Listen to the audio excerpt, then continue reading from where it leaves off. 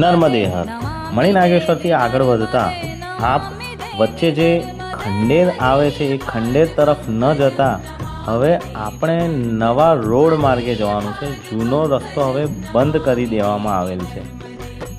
જે તમે વિડીયોમાં જુઓ છો તે રેલવેના ગરનાળાની નીચેથી પસાર થવાનું છે અને આગળ રોડ માર્ગે આગળ વધવાનું છે. નવા રોડ માર્ગે આગળ વધતા પરિક્રમાવાસીઓને જૂના રૂટ અને નવા રૂટ વચ્ચે 300થી 400 મીટરનું વધારે ચાલવાનું થશે અને આ એક રેલવે ગરનાળું આવ્યું એવું બીજું રેલવે ગરનાળું આગળ આવશે. આ જ રોડ પર આગળ વધતા આગળ રેવા વનપ્રસ્થ નગરનું બોર્ડ આવશે.